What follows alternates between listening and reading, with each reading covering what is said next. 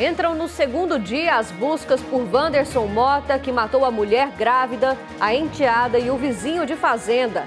Mãe e filha foram enterradas hoje em Corumbá de Goiás.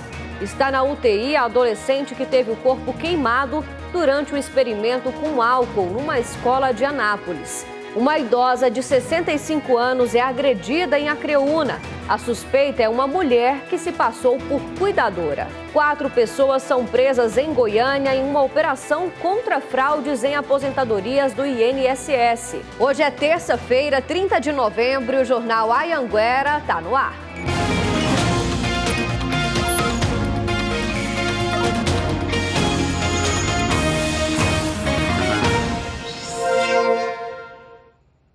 Olá, boa noite para você. Agora 7h10. A polícia continua as buscas por Wanderson Mota, suspeito de ter matado a mulher, a enteada e um vizinho de fazenda. A mulher, inclusive, estava grávida. O Eduardo Idaló tem as informações ao vivo para a gente. Boa noite para você, Eduardo. Quais são as últimas informações?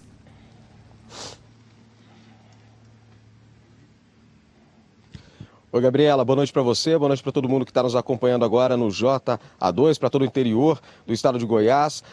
Por enquanto, a polícia não tem novas pistas, não conseguiu encontrar o Wanderson Mota Protássio, de 21 anos. Nós continuamos aqui ao vivo, em frente ao quartel da Polícia Militar, ao batalhão da Polícia Militar aqui de Abadiânia, que serve nesse momento como base para as equipes que estão fazendo buscas na zona rural aqui de Abadiânia, entre Abadiânia e Alexânia, onde estão concentradas nesse momento as buscas. Diferente de ontem, que inclusive foi utilizado cães farejadores e também um helicóptero da Polícia Rodoviária Federal, hoje não se viu movimentação de helicópteros por aqui e a movimentação de viaturas que entravam e saíram aqui da base para essas buscas foi muito pequena. A maior movimentação foi por volta da hora do almoço, quando a polícia recebeu uma denúncia de que um homem poderia ser o Wanderson e teria sido visto em uma chácara bem aqui perto da onde está a base em Abadiânia. Nós vamos mostrar agora na reportagem esse momento. As ruas de Abadiânia amanheceram com um movimento diferente. A cidade virou base de uma força-tarefa que reúne mais de 50 policiais de Goiás em busca do criminoso. A movimentação de viaturas mudou a rotina e moradores estão com medo. Muita angústia e preocupação, porque Abadiânia é uma cidade muito tranquila, né? Então, quando acontece isso, a gente fica bem triste. Coisa que a gente nunca esperava, né? Aí todo mundo tá apavorado. A polícia procura o caseiro Wanderson Mota Protássio, de 21 anos, suspeito de um triplo homicídio que aterrorizou a região. A polícia acredita que Wanderson fugiu para Alexânia a pé ou de carona ainda no domingo e que lá ele teria procurado familiares para pedir ajuda para fugir e também tentado vender alguns aparelhos celulares para levantar dinheiro. Uma pessoa que chegou a comprar um desses aparelhos foi presa por receptação. Depois, ele teria fugido aqui para Abadiânia, onde estaria se escondendo na zona rural. No início da tarde, a polícia foi até essa chácara, que fica a cerca de 10 quilômetros do batalhão da PM em Abadiânia. Uma câmera de segurança flagrou um homem passando pela propriedade e os policiais foram chamados, mas eles concluíram que não era o suspeito. Mesmo assim, um casal que vivia na propriedade acabou abandonando o local por medo. Os assassinatos foram no último domingo em Corumbá de Goiás, a cerca de 40 quilômetros de Abadiânia. Segundo a polícia, ele matou a facadas a mulher Ranieri Aranha Figueiró, de 21 anos, que estava grávida, e a enteada Geisa Aranha da Silva Rocha, de 2 anos e 9 meses. Depois, Wanderson foi até a casa do patrão e pediu ajuda, dizendo que a esposa estava passando mal. Lá ele roubou uma arma e depois matou o produtor rural Roberto Clemente de Matos, de 73 anos, com um tiro na cabeça. Os corpos de mãe e filha foram enterrados hoje em Corumbá de Goiás. Dona Antônia, mãe de Ranieri, não conseguiu falar e teve que ser amparada por mulheres da família. Ela teve que tomar calmantes. Nossa senhora, a minha esposa tá... não posso nem falar, né? Porque eu que não sou pai, eu tô sofrendo, né? A minha esposa tá arrasada. Pois é, e a esposa do fazendeiro que foi morto, né, pelo Wanderson com um tiro na cabeça, ela também tomou um tiro no ombro e chegou a ser agredida pelo suspeito. Ela continua internada no Hospital de Urgências de Anápolis em estado estável, segundo a última informação, e ela está consciente. Gabriela, volto com você nesse momento. Pois é, Eduardo, um homem extremamente violento, né? E aí causa esse medo todo em todas as pessoas aí da região, com ele ainda foragido, né, ainda não sendo encontrado pela polícia. Qualquer novidade, volta a chamar a gente, por favor, viu? O corpo do produtor rural Roberto Clemente de Matos, de 73 anos, foi enterrado hoje também em Anápolis. Está na UTI a estudante que teve queimaduras em uma escola em Anápolis. Ela e outros alunos faziam um experimento, estavam usando álcool quando aconteceu uma explosão.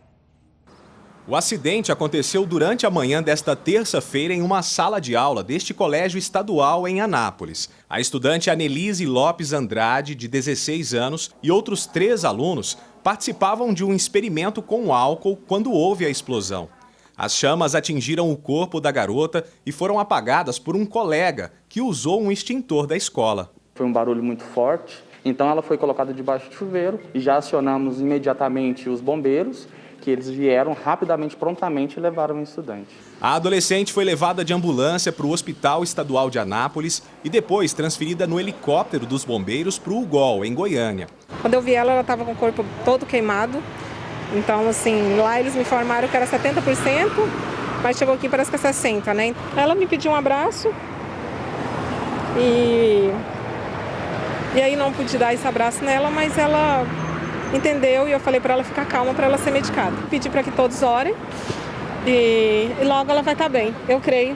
Segundo o coordenador da escola, os alunos são do 2º ano e esta semana estão estudando em casa, mas pediram autorização da escola para gravar uma apresentação em vídeo dentro da sala de aula. A escola disse que não deixou nenhum professor ou monitor com os alunos porque não imaginava que o grupo tentaria fazer um experimento usando álcool. Era um trabalho oral, a princípio. Então a gente acreditou na palavra deles que seria um trabalho oral. Mas aí eles foram e manipularam, fizeram experimento de química também. Nós pedimos um posicionamento para a Secretaria Estadual de Educação sobre esse acidente na escola, mas ainda não tivemos nenhuma resposta e a gente torce pela recuperação dessa estudante. A Polícia Civil de Porangatu concluiu o inquérito sobre a investigação das mortes de pacientes no HCamp em junho deste ano. Os pacientes precisaram ser transferidos às pressas para Uruaçu.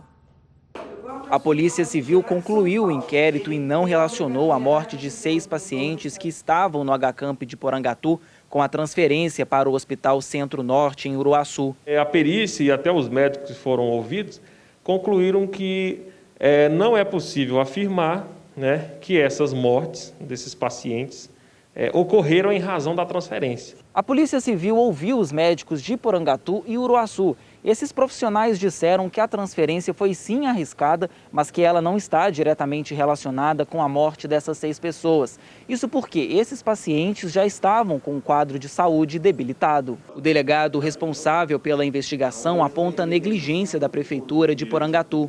Nós concluímos que não havia um contrato de manutenção com a empresa técnica adequada para fazer a manutenção nesses equipamentos.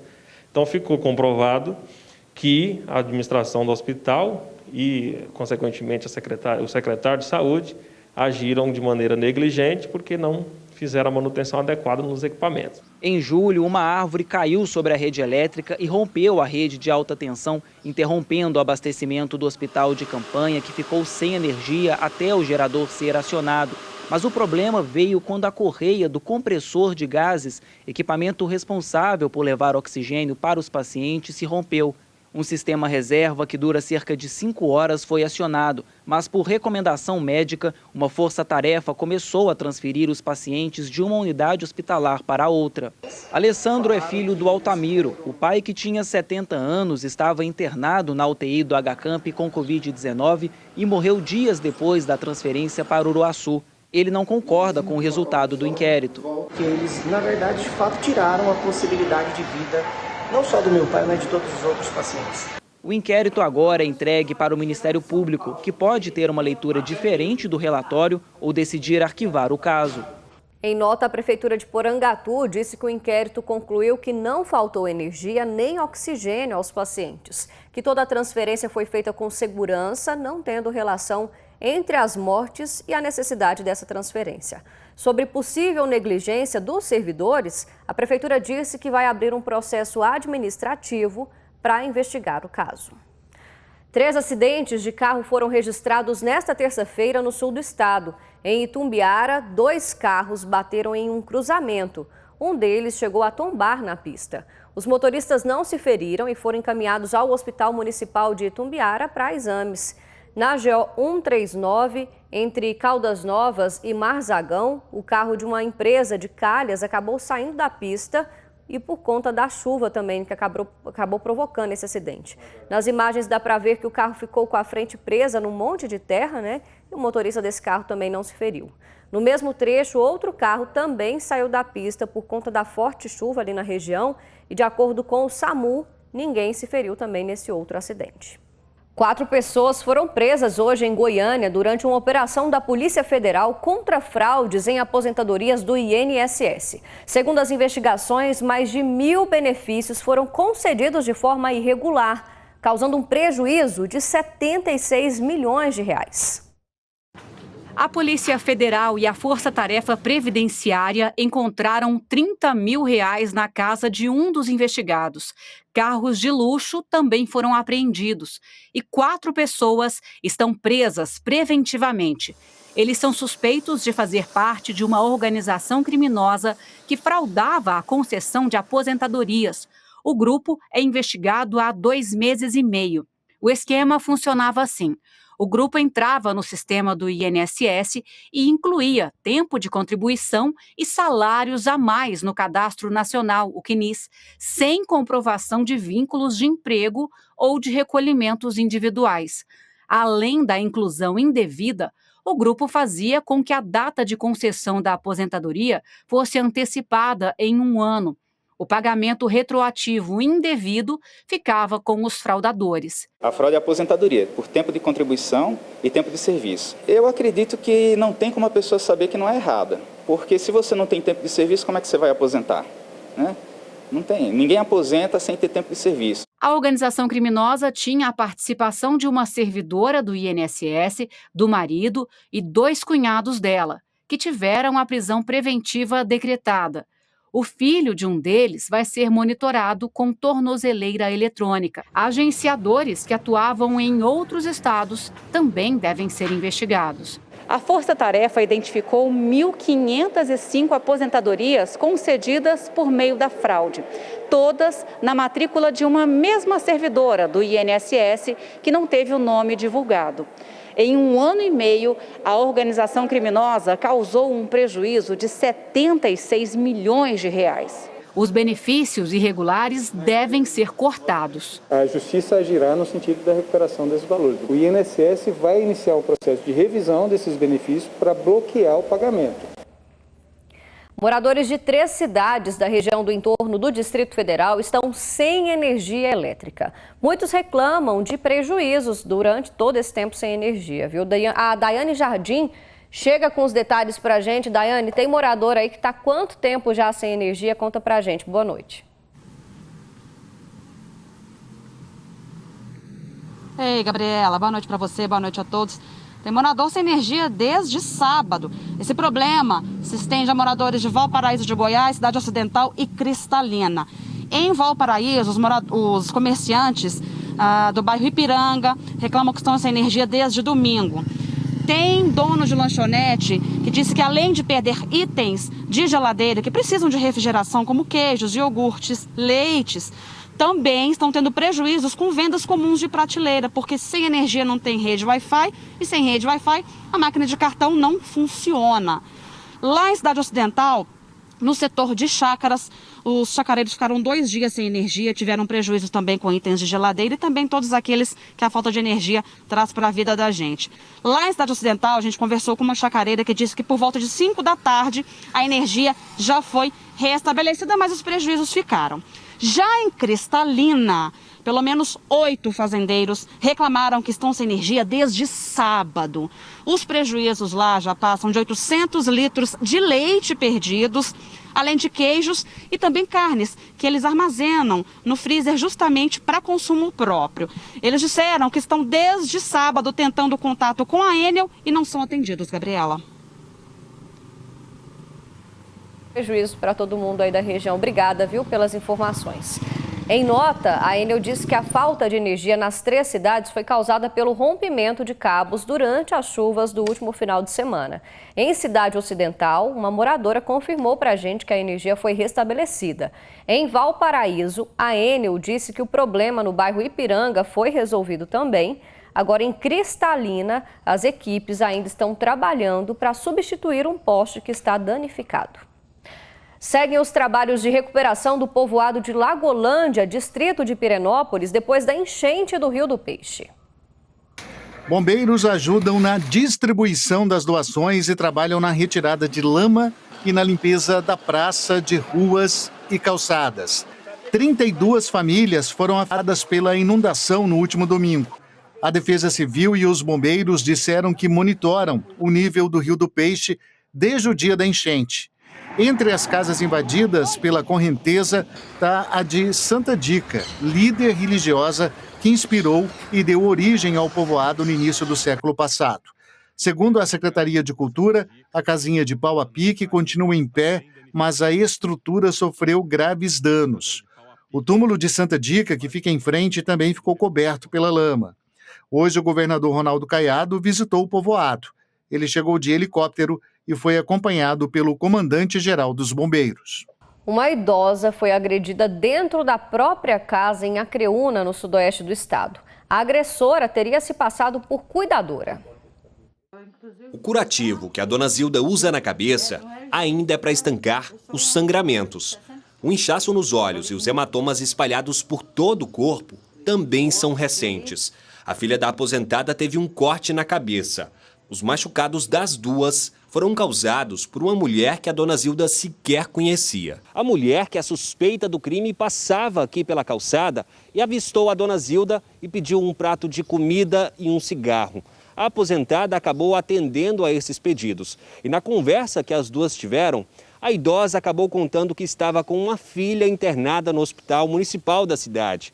Foi aí que a mulher se prontificou a ir até lá e ficar de acompanhante. Ela falou que era amiga da minha filha estava no hospital, falou que ia ficar com a minha filha lá, e eu concordei. Só que a mulher não ficou muito tempo como acompanhante. Saiu rápido do hospital, deixando uma bermuda e um tênis. No dia seguinte, ela foi até a casa da dona Zilda, cobrando os objetos. Minha filha trouxe para cá, e eu lavei, tudo estava limpinho, mas eu não sabia de quem que era, de onde sair daquilo, você está entendendo? E aí falei para ela voltar depois, fechei o portão, deu fechar o portão, ela pegou uma pedra ali de fora, quebrou o portão e entrou. E aí minha menina acordou, ela deu umas pauladas na minha menina e pegou o pau e saiu atrás de mim, me quebrando, me deu muitas pauladas mesmo. A filha da dona Zilda está passando por um tratamento de saúde e, por isso, não conseguiu falar com a nossa equipe. Após o episódio, a polícia foi chamada. A Zilda e a filha passaram pelo exame de corpo de delito e o caso está sendo investigado. Caso constatadas lesões graves ou gravíssimas, a acusada passa a ser investigada num crime mais grave, mais rigoroso. Eu não quero muita coisa não, eu só quero justiça. Teve confusão hoje em Rio Verde, num dos pontos de vacinação contra a Covid-19. Uma mulher chamou a polícia militar alegando que recebeu a segunda dose de uma seringa que estava no lixo.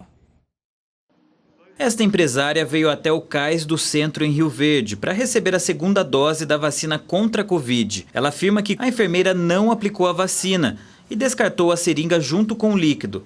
Ela diz que questionou a profissional e aí ela reaplicou a mesma vacina que estava no lixo. No que eu falei para ela que ela não havia aplicado e ela olhou dentro do lixo, a seringa, a primeira seringa que estava lá por cima estava cheia de líquido, a outra imediatamente falou assim: não, fulana, foi de um cliente que caiu, no paciente que caiu no chão e a gente jogou fora. Aí ela viu que eu não tinha me aplicado e veio no outro braço rápido e me aplicou. Aí eu falei assim, mas você me aplicou a injeção que estava no lixo? Ela, não. Eu falei, então me mostra aquela cheia. Ela, a gente já descartou ela. A mulher chamou a polícia militar, que fez um boletim de ocorrência. Ela e funcionárias da unidade foram ouvidas. A responsável pelo setor de imunização do CAIS nega que a enfermeira tenha aplicado a vacina que estava no lixo. Ela explicou que a seringa que estava no lixo hospitalar era de outro paciente e estava armazenada de forma incorreta. Ela caiu no chão, contamina, é um procedimento normal. Você não vai fazer essa vacina no paciente.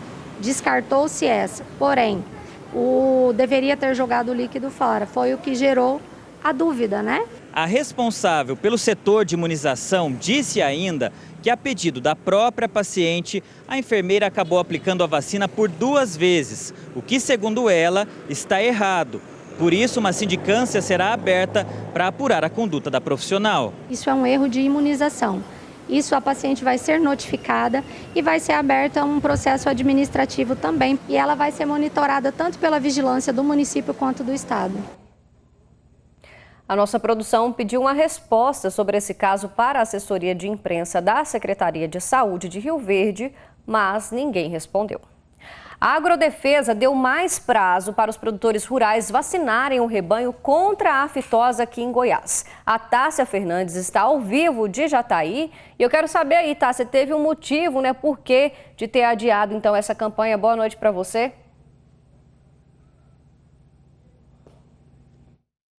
Foi uma dificuldade na produção e distribuição dessas vacinas para as revendas. Isso acabou atrasando essa imunização. Aqui em Jataí, por exemplo, foi possível imunizar até agora só metade do rebanho. Daí a Agrodefesa decidiu fazer esse pedido para o Ministério da Agricultura para a prorrogação do prazo. Essa decisão saiu hoje, que até então seria o último dia da campanha. Agora, então, os pecuaristas vão poder vacinar os animais até o dia 11 de dezembro e fazer a declaração junto à Agrodefesa até o dia 17. Lembrando que nessa etapa devem ser vacinados os animais que têm até 2 anos de idade. Quem não vacinar paga multa de R$ 7,00 por cabeça e R$ 300,00 no caso de não apresentar a declaração. Além disso, o pecuarista também fica impedido de comprar e vender os animais. Volto com você, Gabi. Obrigada, Tássia. Mais prazo, então, para os pecuaristas, né? Boa noite para você. Quase 400 quilos de droga foram apreendidos em 2 ações das polícias militar e rodoviária federal na região do entorno. A primeira delas foi em Santo Antônio do Descoberto. As polícias militar de Goiás e do Distrito Federal receberam a denúncia de que havia droga escondida em uma casa e que essa droga seria levada para Taguatinga, no Distrito Federal. Os policiais encontraram 50 quilos de maconha. 2 homens foram presos. No segundo caso, na BR-050, na região de Cristalina, homens da Polícia Rodoviária Federal deram a ordem de parada a um motorista, que estava em atitude suspeita. Ele tentou fugir até que perdeu o controle da direção e bateu em um outro carro. Ele bateu de frente no outro carro, velho. Pega ele. Não houve feridos. Mesmo assim, o homem de 31 anos tentou fugir a pé, mas ele foi pego. No porta-malas do carro, a polícia encontrou 330 quilos de maconha. O homem foi preso e a droga apreendida.